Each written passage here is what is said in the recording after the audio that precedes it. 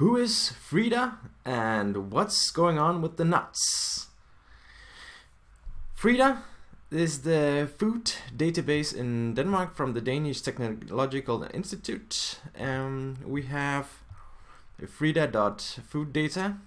I'll just link it below. And I'll just talk a little about these nuts here we have.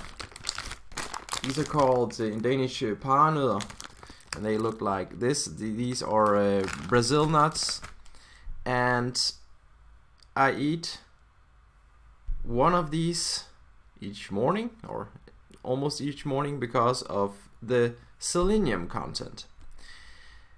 And the only thing that worries me a bit, my brother told me that I should eat 2 of these because the soil where we have our crops doesn't have selenium because it's deprived of many nutrients, and selenium is one of them, and selenium is very important for us, and it's very difficult for us to get.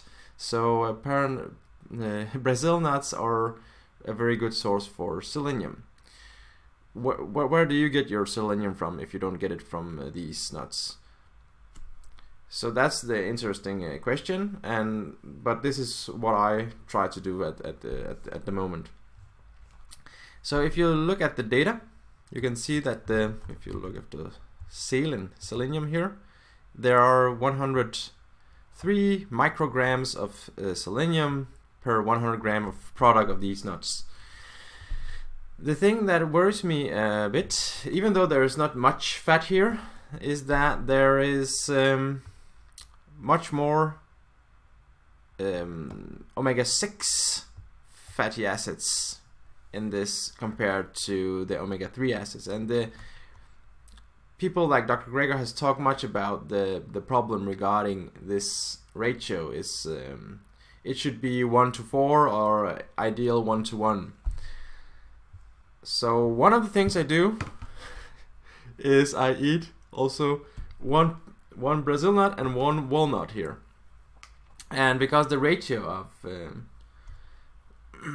of omega-3 fatty acids here, if you look at this, is walnut, dried raw, and if you go down to the N3s here, you can see that the ratio is a bit better.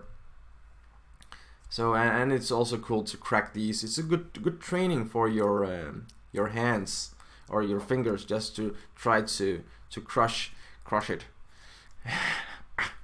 Some of them are quite hard to crush, but otherwise you need to just use your vegan power to crush the nut here.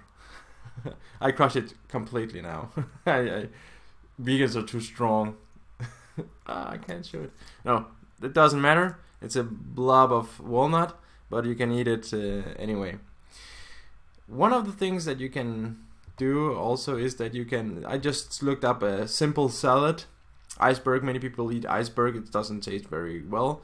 But I just wanted to show you the example that even salad contains omega-3s and omega-6s, and the ratio is a lot better. Here it's 53% omega-3s. One of the things that people do is that they eat flax seeds. Let's see if we can use the English wording. No, I think it's halfway. The raw flax seeds, no, linseed seeds or whatever. Some of those that contain a lot of N3s. So here you can see that these seeds contained 55%. So if you're worried about not getting enough, you can use some of these seeds in your smoothie, just a little bit, maybe a half a teaspoon or something like that. But what are your thoughts on omega-3s and omega-6s? I might try to get some of these high content seeds of omega-3s just a little bit in my smoothie, just to get that ratio a bit up if I eat some of these things. And also the days when you have an avocado or something like that. I don't know. I don't think you should worry so much about the little things, but it might be a good thing if you have been eating out and you got much fat, just to balance up the omega-3s compared to omega-6s.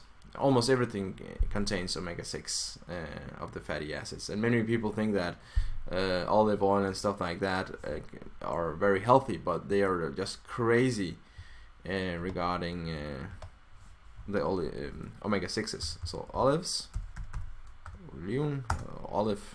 so olive and olive oil is nasty. Let's say green marinated. Those are the most typical ones. So if you go down to the M3s, you can see that the ratio is completely off. It's 11% compared to 60%. So you'll just be completely out of balance if you eat a lot of these olives.